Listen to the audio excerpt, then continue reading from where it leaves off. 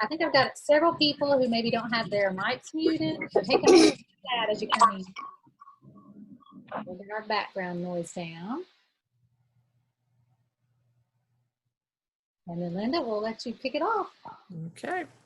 We're so excited to have you joining us for the Real Life Virtual Summer Institute today. Welcome to Increasing Student Ownership in the Classroom, putting students center stage. My name is Linda Stewart, and I'm your session host. I'm here to support the session presenter, who I will introduce shortly, offer technical assistance to evaluation and certificate information at the end of the session. Please don't hesitate to use the chat to ask questions or request technical support. And at this time, I would like to introduce to you your session presenter, Miss Bethany Fillers. Good morning. All righty, well, I am excited to see this group this morning as we dig into the concept of student ownership and really how we foster increased levels of student ownership in the classroom. And truly that can be classrooms that are our traditional kind of physical learning spaces, or they could also be classrooms that many of us have taught in for the last couple months in those digital learning environments. So I want us to keep our mind open to this concept really pertaining to both. So yes, putting students center stage. That is our focus for this morning. All right, a quick note about accessing materials. Trying to keep it easy breezy. Everything you're going to need for this session, you'll either see on your screen or Linda will drop some links in the chat. Or I may, I know in one case I have an opportunity for you to use a QR code scanner. So everything you need will be right at your fingertips. But also on our Virtual Summer Institute website, there is a folder of learning materials that will include everything we see today, plus a few other things. But I'll walk you through some of those resources at the end of our session. All right, listen. This learning space that we're going to be in for the next, I don't know, 57 minutes or so. Guys, you are all welcome here, right? I want you to feel comfortable in participating in this learning space. Let's face it, it can be a little awkward. It's awkward for me too, right? You're in your little Zoom square, but we can be awkward together. We want this space to be open for sharing, discussion. We want you to share your voice, right? All of us bring knowledge and experiences to this discussion that we can all benefit from. So we'll use the chat feature a lot, and I also want you just to feel free to unmute yourself and share openly at those times if that's easier, or if you want to. And hopefully we'll have a little fun. Why not? All right, so our objectives for this session are to examine how two critical types of student ownership actually work together to ensure that students are responsible for doing the thinking in the classroom, right? That's our goal. We're the ones doing all the thinking. We're going to spend most of our session exploring and actually seeing what increased levels of student ownership look like and sound like with real middle school students. And then I want us to make sure we lead the session with various strategies, resources that support student ownership in classrooms. And as I said before, that'll be for a traditional classroom, or these resources will benefit you even if you're teaching in digital learning spaces. All right, so we've been on Zoom. Many of you may just be a pro at Zoom, but I wanted to take just a minute and didn't want to assume that everybody would be familiar. But a couple thoughts. You should have at the bottom of your Zoom screen a toolbar, and that's where you'll use Zoom most, those features. So your microphone button, your video button. I would love to see as many faces as possible this morning. Also, your chat button. Like I said, we'll be responding in the chat quite a bit, so you want to get that pulled up. And then most likely, when I went to share my screen, it forced your screen into full screen mode. So you can exit out of that by hitting your escape button or double-clicking on your screen there. And feel free to move those participant pictures around whatever way is best for you. All right, with that, let's get started. Linda introduced me. My name is Bethany. I'm the Director of Professional Learning for the Rural Life Project. Prior to that, I served as a coach for the first group of schools that were a part of this project and loved every minute of it. Other roles that I have been in professionally, let's see, this will be my 17th year in education. And so I was one of you. I was a middle school teacher, taught mostly ELA, a little bit of math for 6 years. Then I was a principal of a freshman academy for 4 years, pretty large high school, had about 650 freshmen, but loved every one of them, right? And then spent about 6 years working for the Tennessee Department of Ed as both a literacy consultant for the Upper Cumberland Core region, and then as a director for an improvement network focused on early literacy. So blah, blah, enough about me. All right, I want to know more about you. So in the chat, we're going to do a quick introduction, but I also want to jump us into thinking about student ownership. So what's your name, your role, your school, and then 1 to 3 words student ownership. So name, role, school, and then 1 to 3 words you associate with the concept of student ownership.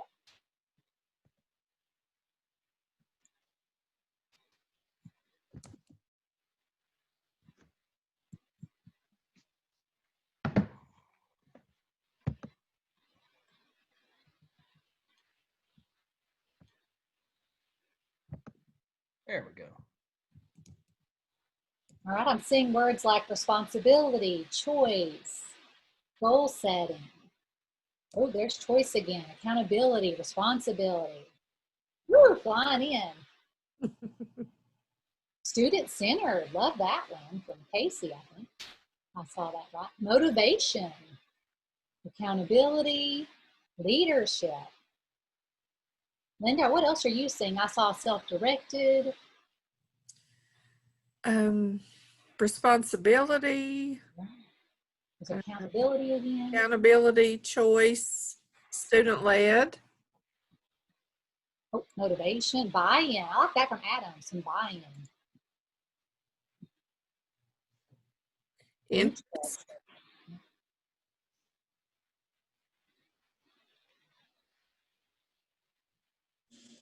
Did you say Adam? Well, it showed up as an Adam, I think, on my screen. Well, that means my son's on here. If you're not Adam, you can rename yourself. No, that's it's my son. Oh, I see. Yes, I see that. Let's see. Where is he? Oh, no, He's not going to show his face. quite a few of us on here. Adam Musgrove, you could say good morning to your mother. Robin says choice, goal setting. All right, well, thank you all for sharing just some initial thoughts that you have about student ownership. Oh, I see motivation from Patty. Motivation. All right, with that, let's move forward. So ownership of learning. We know that, students deserve enriching opportunities to stretch their thinking, expand their content knowledge, really build and refine academic skills, all to maximize their own individual talents, right? And I think few of us would disagree that what students learn in school is directly tied to what they're asked to do at school. What we learn at school obviously is directly tied to what we're asked to do at school. And it's that work, right, that we put in front of our students that potentially allows them to have some ownership in their learning. So I want us to consider the question, what exactly are we asking students to own?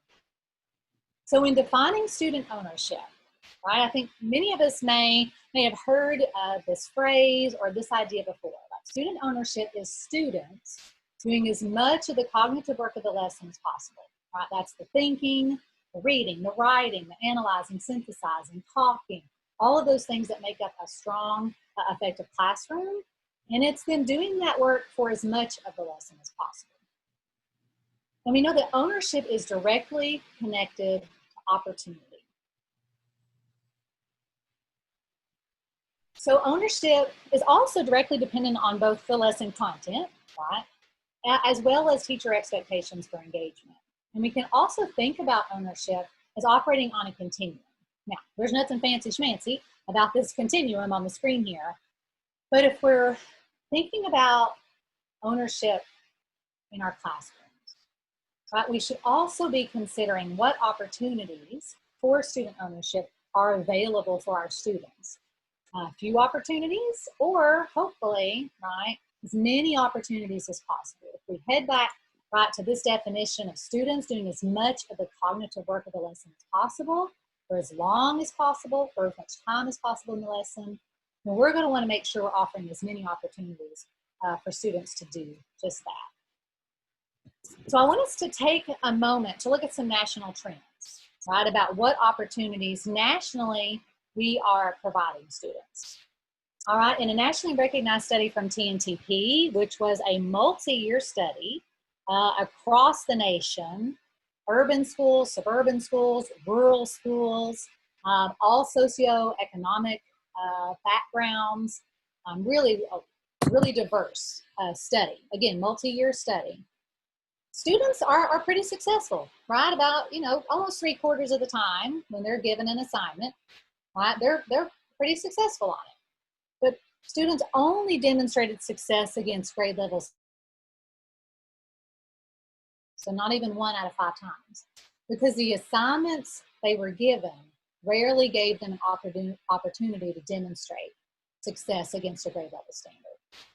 Oh man, this one got me right in the gut, right?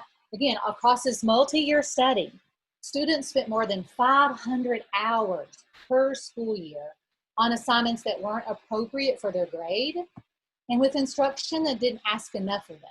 Again, thinking about the opportunities that we put in front of them, as that was an equivalent of 6 months of wasted class time in each core subject. So this study also looked outside of just an ELA classroom. It was the major core subject areas, and they were spending more than 500 hours, right, on assignments that just weren't asking enough of them.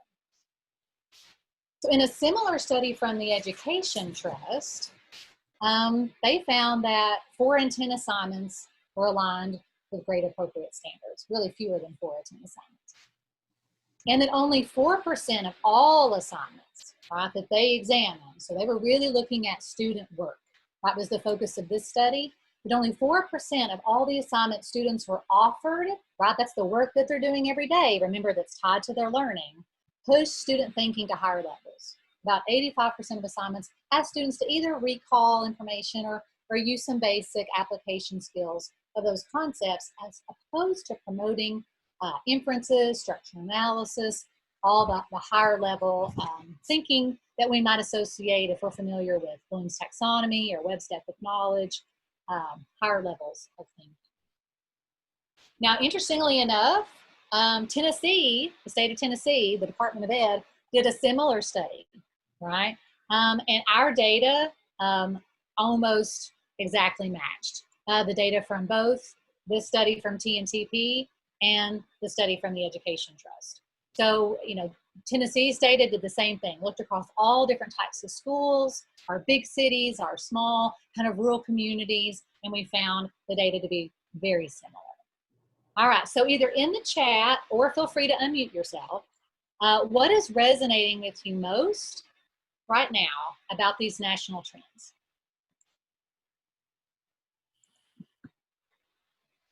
What does it have you thinking?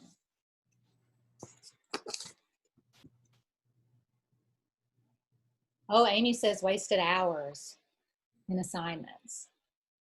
Students wasting time at school, doing things that aren't appropriate, from Anna. Why do this, Tanya wonders. Oh, we need to up the rigor, from Diane. Assignments not aligned. Why were assignments not aligned? That was a great question. Are we really diving into what the standards require? Oh, I missed who the name was, but I like that one. No rigor, no alignment. Oh, I like that Debbie called out our curriculum. And there were aspects of both of those studies that talked about curriculum and the role of curriculum. We won't have time to dig into that, but certainly that is a component of that. Oh, we're not expecting enough. Karen, I like that you shared that. We're not expecting enough from our students. Assignments not appropriate for the grade level. Oh, Catherine says better assignments to maximize time spent. Again, if we go back to that, statement that, few of us would disagree that what kids learn in school is directly tied to what they're asked to do in school. Definitely see that connection. Don't have high enough expectations. That's what Jan says. Need to allow more student-based personalized learning opportunities. I like that, Dana, I hope. Okay, so keep adding to the chat. Feel free to do that. And we are going to now talk about how do we actually support increased levels of student ownership.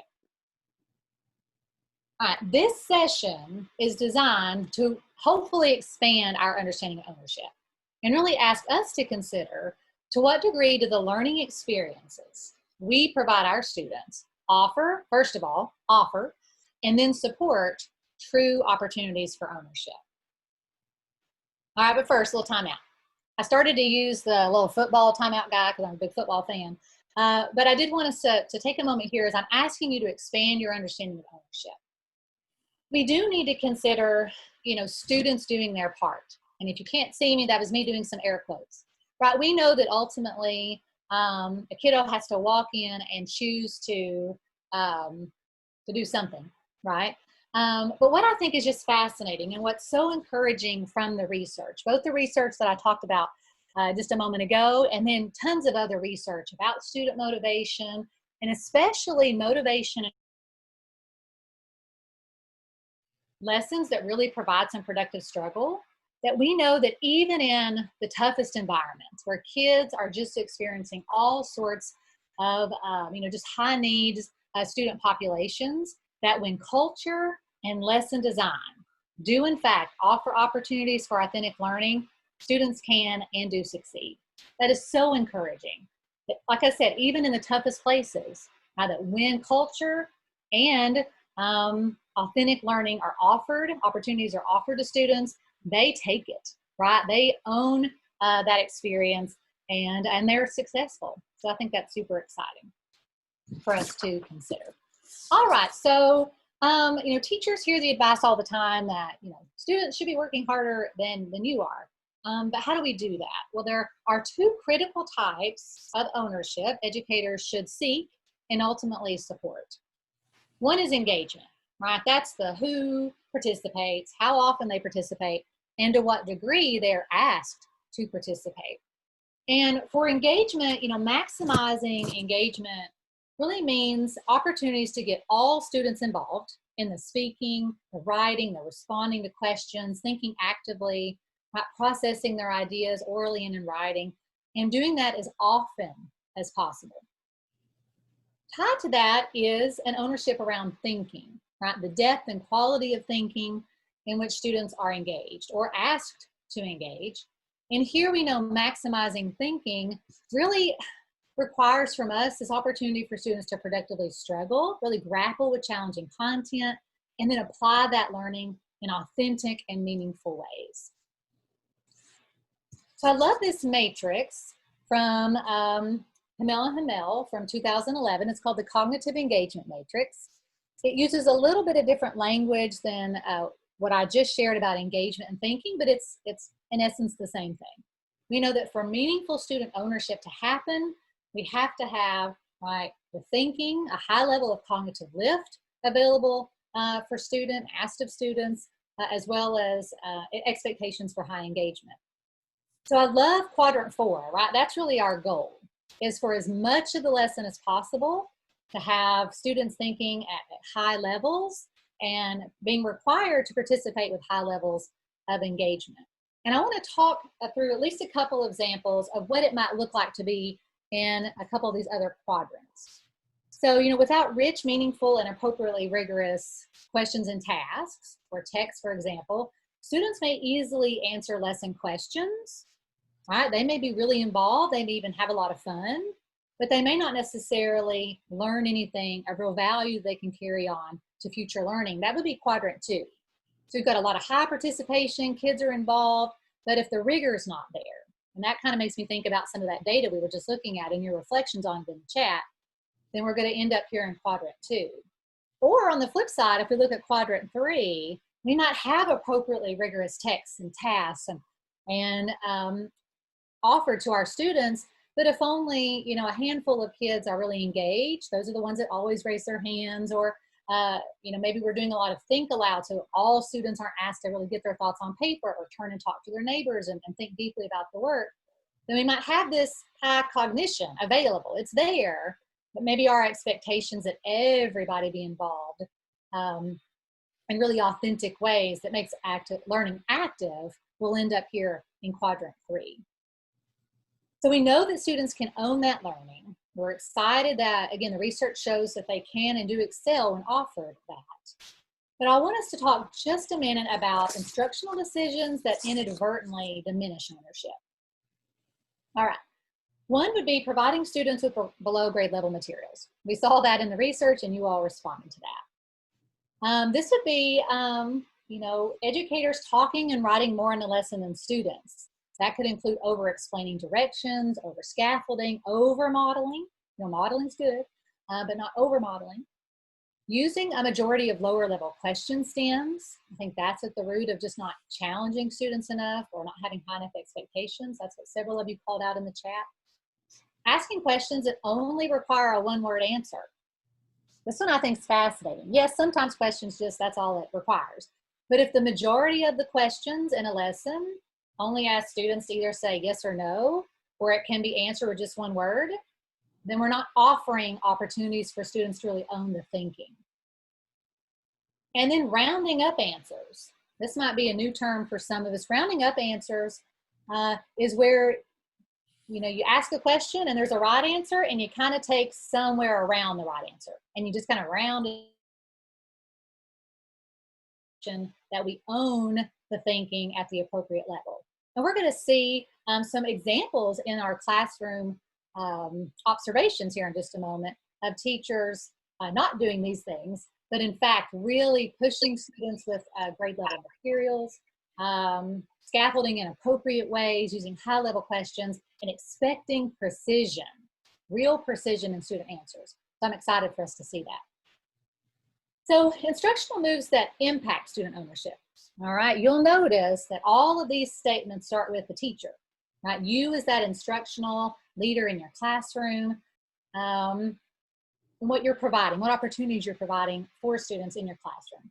This is a subset of indicators from the Instructional Practice Guide for literacy. It is for literacy, but thinking broadly about literacy across all subjects, really every subject except math, although math has its own Instructional Practice Guide with similar statements tied to this section on student ownership. So we are going to use these instructional moves in just a moment to explore these examples that we're going to see.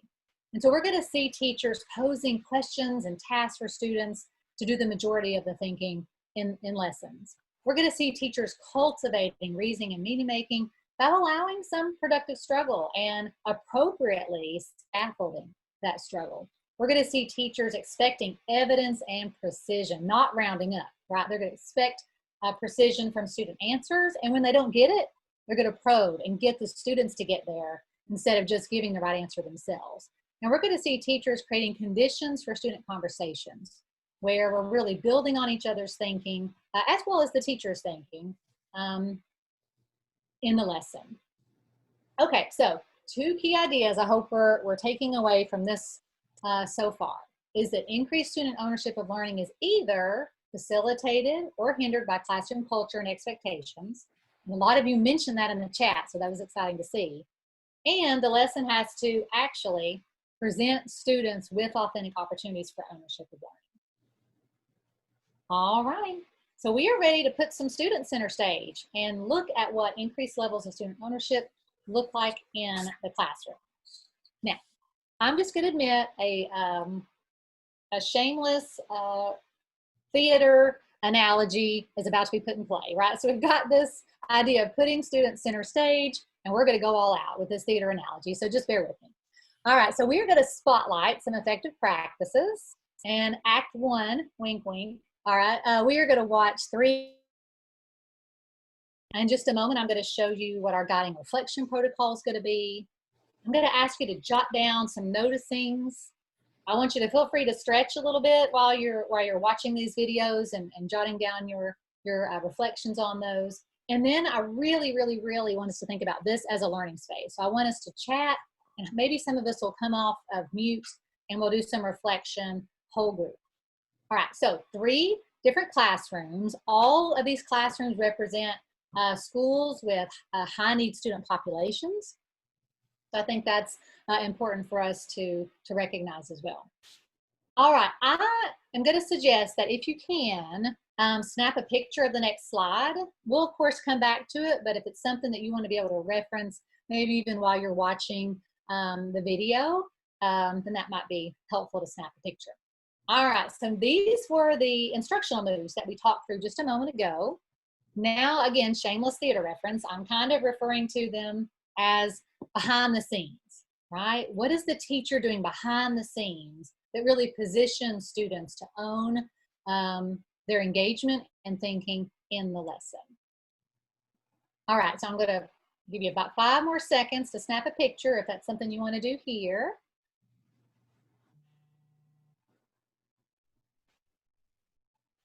All right.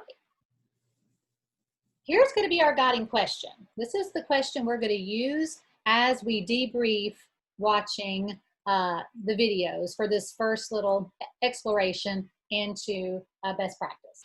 In what ways do the instructional decisions highlighted in the classroom example put students center stage in the learning process? That's our guiding question. Okay. We're going to watch a couple videos back to back. They're really short, like 1.5 minutes, 2 minutes or so. And both of these examples really highlight all of these indicators, but I'm suggesting that maybe you focus on these last 2, right? How the teacher is expecting evidence and precision and probes when students aren't as accurate as he or she wants them to be. And then also how we're creating conditions for student conversations. It's a 6th grade math excerpt. And then the second video that's going to come right after it, we're not going to stop and debrief. We're going to do 2 videos back to back. It's going to be an 8th grade ELA video. Take a look at the very front. We're going to do a couple things with volume, practice volume, and then practice service area. Can someone give me a definition for volume to get us started? Someone read it from me yesterday, give us a definition for volume. Mark. You're telling me how we're going to solve it. If you say length times width times height, you're giving me a calculation. What I want to know, and you probably know this too, Mark, is what volume is. What is that amount? Okay, Eureka, what were you going to say? Volume is the amount of square cubes and the amount of cubes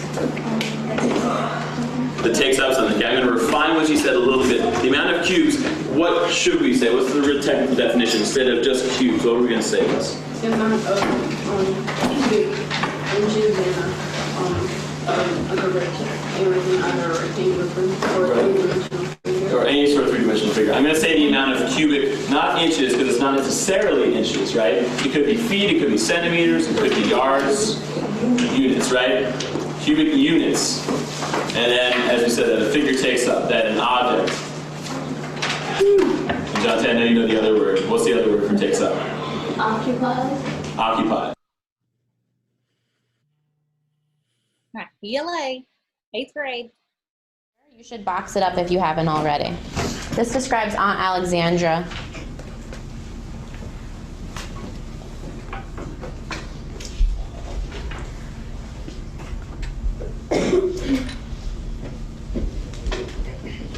Thoughts?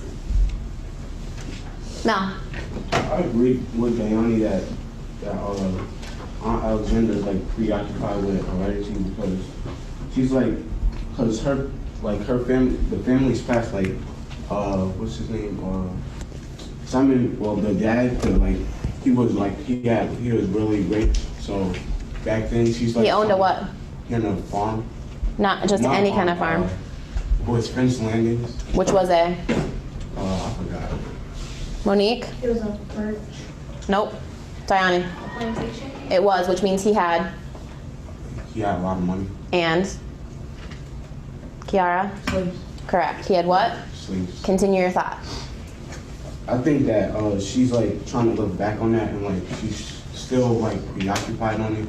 So she's like trying to act like she's still trying to act like that while the other family is not. Act like what? like act rich. That's how, I don't know. Tell me more. You're right. Continue. She's like trying to act rich because like when she wasn't she wearing like the way she was like wearing things, like she's trying to present herself like she's like superior to like the rest of the family. Thoughts? Alrighty. All right, so our guiding question: in what ways do the instructional decisions highlighted in these two classroom examples put students center stage in the learning process? All right, so feel free to share some ideas in the chat, or I'd love to hear from a few of us. Feel free to come off of mute. What you're noticing. Bethany, I hate to type, so I'll just come off mute. I hate to type. I felt like that in the first one, the teacher did most of the talking. And I think if I were a student in that classroom, whenever he would say, basically he would say, "You're wrong," I would have probably shut down. In the second one, the teacher said very little. And you can see that she has established that type of response because they knew that short answers were not acceptable. They knew that their answers had to be concise and detailed, and she would only give one or two words to prompt more depth and thought. And it was definitely an established procedure in the classroom. Yeah, for sure. I'm so glad, Diane, you pointed out just the culture, right? And how much culture matters and setting those expectations. I'm seeing some similar reflections in the chat. Let's see. I love that Casey said, they were students were made to use vocabulary terms and be precise, right? I think Jamie added, asking students to clarify their answers and seeking to more specifically by using, my chat went away there. By using statements such as refine your answers.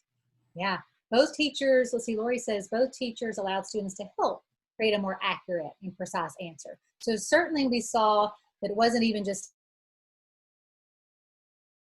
but building on each other's thinking. Tell me more, Robin shared.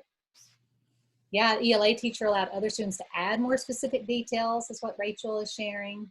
Yeah, students doing the thinking and answering.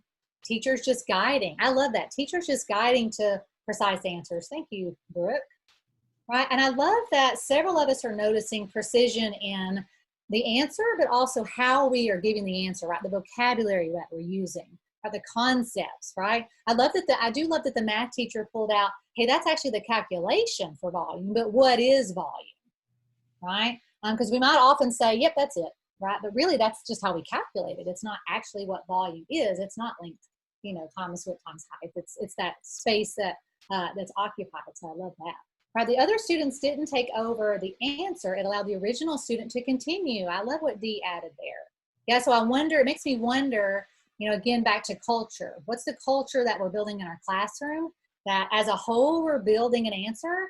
But several of you mentioned accountability in the chat, but that as individual students, we're accountable to get to that right answer, but that we can do that as a whole group and help each other. All right, Adrian said, I really like that the relationships in the classroom allow that student to not give up. Yeah, that's huge, right? A lot of kids could feel an instant like, oh man, I didn't have it right, I'm gonna shut down, kind of like Diane mentioned a minute ago, but then what do we do as teachers to build that sense of community and expectation and culture that says, hey, we're all just gonna build our understanding over time, and that's part of the learning process. Love it. All right, well now, let's check out another example. So this example, I want you to focus on the first two instructional moves from our behind the scenes list here. Teachers posing questions where students are doing the majority of the work, and teacher cultivating reasoning and meaning making by allowing students to struggle productively a little bit. This is an 8th grade social studies lesson, or portion of a lesson. Here we go. Afterwards, we discuss it. Jaden says with astonishment, so that is the all highest, and everyone, bar nobody, has to stand up stiff in front of him? Answer the quick right in a sentence of your own words. Just describe what was the narrator's impression of the Kaiser. Give it a go.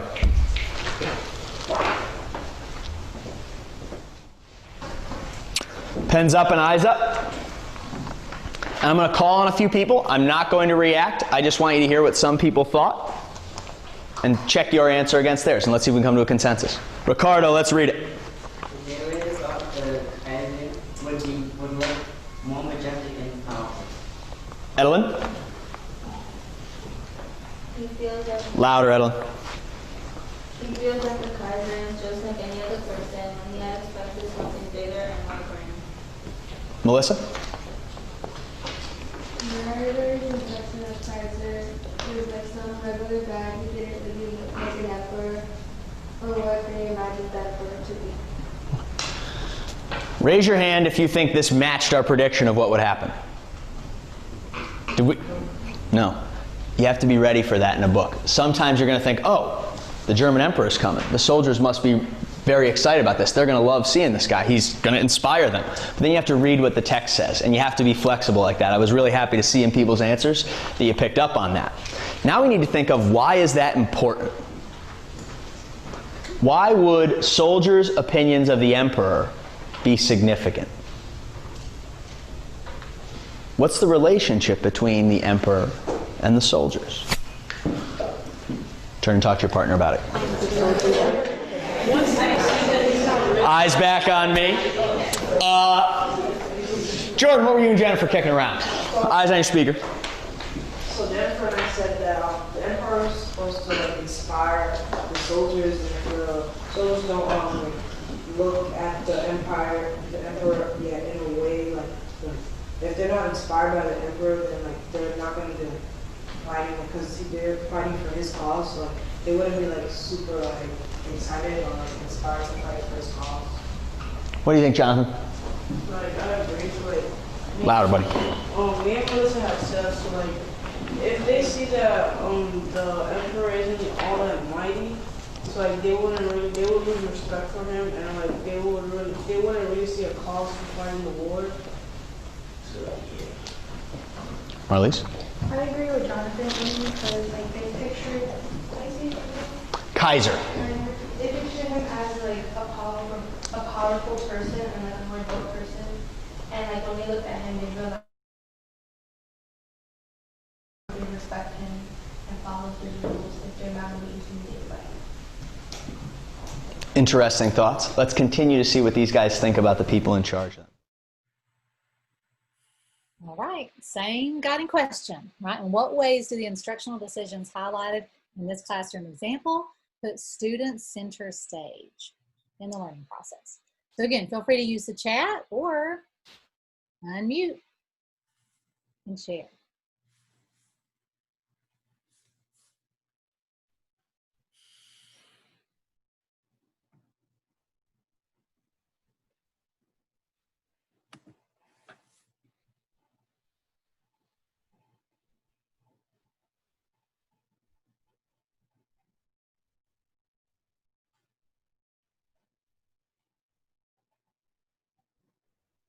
Oh, Anna says sharing of student thoughts, but teacher doesn't say any thought is correct. Students make the decision if their peers are correct or not.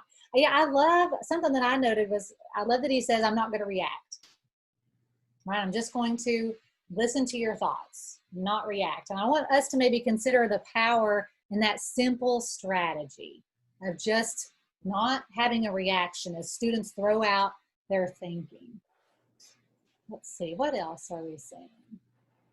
Yeah, when students not respond, he has them turn to others and quickly come back with an answer. So providing opportunities for kids to talk it out with somebody next to them. They can agree or add to others' thoughts from Casey. I love that he just says interesting thoughts. Yeah, not right or wrong. It appeared everyone wanted to share because it was safe. Yes, I love that Dee is inferring there about culture and that expectation, that environment for what it means to share. Students are using accountable talk. I noticed that too. I could tell that they had some practice with some of those stems, right? Struggling with that question that was posed. Clearly they had made a prediction that turned out not to be what they all thought was going to happen. And then what did that mean for them in their thinking? Like how I used the quick write to get everybody, all students, thinking about the question. Yeah, a simple tweak in that instructional decision, just having kids think about it versus having all kids write about it ups the level of ownership, right? Because I can't really see what's happening inside that kid's head, but I do, in a quick write, have the ability to walk by, see what they've written down, engage in that conversation. It makes thinking much more visible. I love that the students had the opportunity to show thinking in various ways. Yes, writing, turn and talk, class discussion. Thank you, Brooke, for noticing all of those examples. Yeah, adding, the teacher's just listening, not reacting. It appears that they've got a culture for doing that. Building, understanding, trying to figure it out together before he eventually, we don't get to that part in the lesson where he eventually confirms their thinking. Yeah, taught to be flexible. Love that, Lori. Yeah, students taught to be flexible in their thinking. All right. Let's see. Okay. Let me get myself arranged. All right, we're ready for Act 2. Wink, wink. All right. All right, we are now going to think about a science classroom. All right, trying to give us lots of examples from across the different subject areas. This time it's going to be a narrative of a science classroom. Jot down your noticings. We're going to use the same guiding reflection protocol. We're going to do the same kind of chat whole group share out.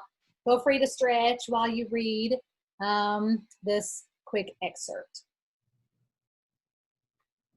All right, so like I said, this is a 6th grade science teacher, and I want us to really explore how she provides students with opportunities to grapple with difficult content and thinking, all working their way toward clarity and then ultimately mastery, right? That's what we're all after. So this is Erin Dupshire. She is in a public school in Boston, about a 90% high need student population, 98% minority. And this went from one of the lowest performing schools in all of Massachusetts to one of the fastest improving just by shifting some practices focused on student ownership. All right, so behind the scenes, we've played around with some of these indicators now across some different examples. Feel free to search for all of them or a subset of them of your choice, you decide. But in essence, you'll see them all there if you're looking for them all, which I think is exciting, and obviously why I chose this as an example for us to explore. Okay, so Linda is going to drop in the chat a link to get you to this excerpt. You can also scan and pull it up on your phone if that's helpful. I timed myself, 5-year-old, and it took me about 3.5 minutes. So I've got us a timer set for 4 minutes. Again, feel free to stretch as you take some notes, jot down your thinking, and I'll kick us off.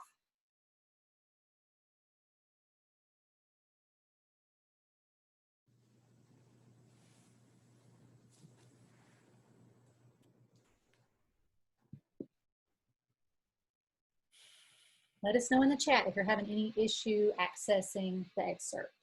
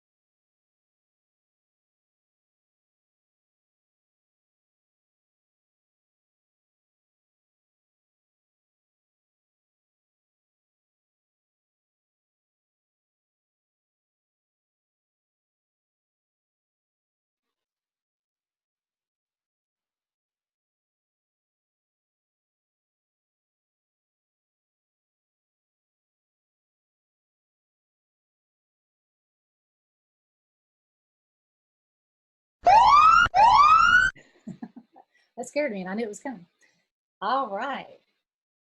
Same guiding question. In what ways do the instructional decisions highlighted in this science example, classroom example, put students center stage? All right, Amy was on the ball. She said, I liked how the teacher nudged the students toward using their own data and not accept a textbook answer. Lori agrees with Amy. Making the work accessible for all students. Man, to have such a, a variety of needs in a classroom, especially the language need, but yet still having this high expectation. And these students would be engaged in this grade appropriate work. Want students to struggle and learn the idea themselves and just telling them, right? Thank you, Rachel. Yeah, Catherine says, I like the fact that she makes them dig up the answer from a previous. Some of this work to help them answer this guiding question. And so guiding them back toward that work they'd already done. Find the evidence, says Tracy. Melissa agrees. Yeah, evidence, evidence, evidence. Jim agrees as well. Oh, thank you, Dee. That was one of my favorite noticings too. Allowing them to be wrong and make mistakes. I love that you pointed that out. Let's see. I love that she says, now I'm letting the kids do tricky labs and finding ways to teach the complications that arise from that instead of just avoiding those and telling them what's true. I want to let them get things wrong, let them struggle, right? So yeah, science is a messy field, and when you miscalculate something, it can cause kind of a domino effect, and she's allowing this to teach them that element of science. Yeah, the doing of discovery. Yes, Tanya, I like the fact that she admits that it's harder to do it this way, and increases her own teacher learning as well. Yeah, she's frank, and she says, sometimes I don't even know when it's right to give them the right answer. How long should I let them struggle? And I love that she says, and at some point you got to move on, right, to the next unit or lesson. Teaching students it's okay to make mistakes, Jan echoes. That's one of the amazing, let's see, Adrian says, that's one of the things that's amazing about using hands-on material. Yes, it's much more visual and easier for kids to remember, especially when there's a language variable. Hands-on, Mindy agrees. Yeah, so definitely I think you're calling out those key instructional moves that we saw kind of on that picture that you took, right? That subset of indicators off that instructional practice guide. Seeing all of those in action in this example. All right, in our last 10 minutes or so, we're going to reflect on, are we perpetuating an opportunity myth? Now, I know you're adults, but there's just something about this quote that moves me, so sorry, I'm just going to read it out loud. Any curriculum, program, or model that does not allow students consistent opportunities to engage with grade-appropriate assignments, to do the thinking in their lessons, and to engage deeply with what they are learning is effectively perpetuating an opportunity myth. Good intentions aside, if we aren't giving all students those opportunities regularly, we are systematically denying them the chance or opportunity to even try to master the skills they need to reach their goals, right? Love that last part. Denying them the chance or opportunity, right? Hence the expression opportunity myth. So the research that I referenced earlier in our session was from this report, The Opportunity Myth, this research. And the research found that there were 4 key resources at the heart of daily high-quality academic experience for students. And I'm so excited that across our chat conversations and some things that we've talked about today, that you have surfaced these very things. So 1, students must have consistent opportunities to work on grade-appropriate assignments. And we clearly saw from the national data, and then what I shared about Tennessee running a similar report, that's a struggle, right? Even for us here in Tennessee, but we've got to put grade-appropriate assignments in front of students. Right, strong instruction. And man, that could mean a lot of things, but in this case, from this research, that meant where students are asked to do most of the thinking in the lesson. So think about that continuum that we saw. We want to be on that far right side. Many opportunities. Deep engagement in what they're learning. Gosh, and many of you pulled out, how culture really plays into that how comfortable students feel, really engaging and sharing their learning, right? Same thing though regarding how interesting the materials are, how relevant, and ultimately worthwhile. How do we call that out? Yeah, students might not necessarily think it is on the surface, but then what are we doing to call that out for them? And then lastly, teachers holding high expectations for students, right? That they believe they really can meet these grade level standards. All right. So when students had access to these 4 things, right, to more of these resources, student outcomes were positively impacted. And I want us to layer on each of these 4 resources some data that really showed impact, right? Students starting the year below grade level closed the outcome gap with their peers by more than 7 months when they had access to grade appropriate assignments. Right, and that may run contrary to our initial thought. We're like, oh man, these students are behind, or like we just saw in the science lesson, they're coming with this language barrier. Maybe I should not put them. It helps them grow, right, when they have access to these materials. In classrooms serving high proportions of students behind grade level, stronger instructional practices amounted to an additional 6 months of learning, right? And those instructional practices, remember, are tied to giving students, right, that opportunity to do most of the thinking in the classroom.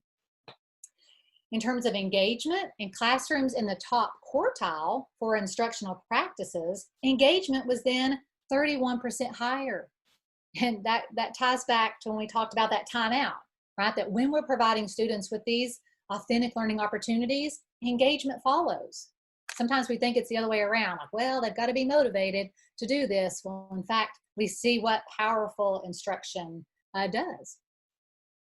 And then lastly, across all classrooms, those students and those in the top quartile for teacher expectations, just for teacher expectations, gained about an additional 5 months of learning. So we know that teacher expectations, and many of you called this out in the chat, makes a big difference in how successful our kids can be. Now, if I were in your shoes, I might go, all right, well, hold on, right? I would wonder, like, what does this really look like in the classrooms that were part of this study? And I love that in this study, it calls out the fact that it wasn't like all 4 of these things were offered perfectly across all of these different content areas and it led to this data. What they actually found, which I love because this is just like a realistic call out, was that really they noticed this type of impact even when these practices were only implemented at about 50% of the time. So remember, in these schools where this study was done, first they were running the study, then they were introducing some learning and support for teachers and staff about how to increase opportunities for students. And so even when teachers were just beginning to really understand what these practices were and implement them, just about half the time, we saw this huge jump in student outcomes. So I think that's really encouraging. Okay, so now what about us, right? Let's seize the opportunity ourselves. As a teacher, you have the opportunity to change the life trajectory of students. And, you know, I just love, that's one of my favorite things to see on Facebook, I think, or on Twitter, or on the news. It's where you know, have grown-ups reflecting back on those teachers that really made a difference in their lives. And so here, if we're thinking about not perpetuating an opportunity myth and instead actually providing opportunities for authentic ownership and learning, right? It's about asking students and families directly about their goals, those experiences, and really listening and then acting on what they tell you. That means holding those high expectations that students can grow up and be what they tell you that they want to be, for example, right? What their aspirations are. And then the last 2 are directly tied to making access to grade appropriate assignments an urgent priority, right? No matter race, income level, or current performance level. That means not over scaffolding. That means not rounding up those answers. That means really pushing for precision in answers and appropriately scaffolding students to get there. And then giving all students, especially those who are behind grade level, access to that challenging, productive struggle, rich environment that allows them to think and engage deeply with challenging content. All right, closing reflection. In revisiting what 1 to 3 words you associated with student ownership at the beginning of the session. So think way back, scroll way back in the chat. What 1 to 3 additional words would you add to your understanding of this concept now? Remember, our goal was to expand our understanding and definition of student ownership. So you'll just drop your reflections in the chat. Oh, Anna says allowing for struggle.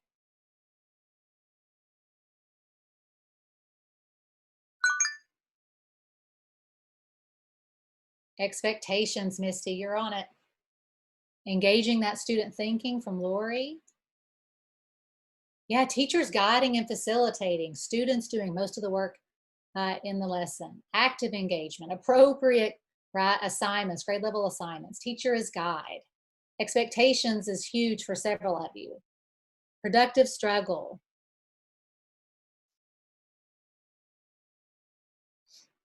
Granting responsibility, don't take over the show. Tim, I like that. Yeah, it's really man, I hope you take away the word opportunity, right? Are we providing opportunities for ownership and allowing that to happen? Don't take over the show. I like the way Tim worded it. High expectations, hands-on, culture. Yes, several of you mentioned culture.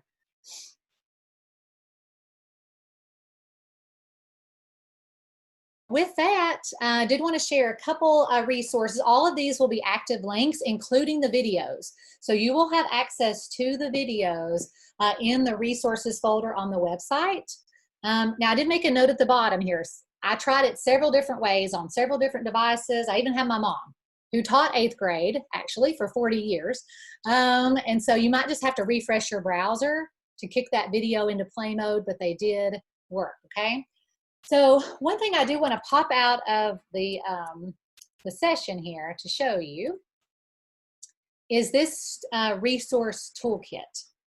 All right, this is from TNTP. That's the company, the organization, I guess they are a company too, that did the multi-year study and wrote the opportunity myth. But this toolkit is especially around instructional strategies that push students to own the thinking. They have lots of toolkits on their website, but this one is specifically around student ownership. And I love these guiding principles, right, about how we engage students in ownership in the classroom. But then what I really love is this part, right, these strategies that talk about guiding teacher actions and then these linked resources for teachers to use. All right, so I just wanted to show you that. And also, there's just a more, like the whole toolkit is linked above that one in your resources. So you'll want to check that one out as well.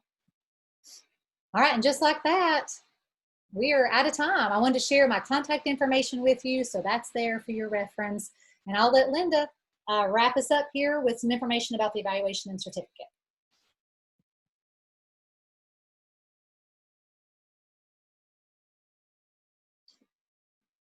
And I believe John is going to drop the evaluation link in our chat for us.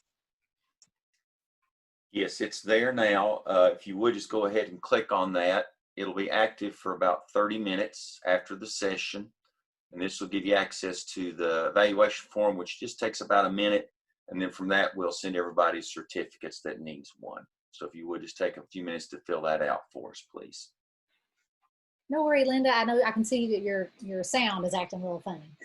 But yes, please help us reflect on how to make this session better. We're always looking for ways to improve. All right, well with that, I'll just leave that up and you are free to do that survey and exit on out at your convenience. We appreciate you spending some time with us today at the Virtual Summer Institute.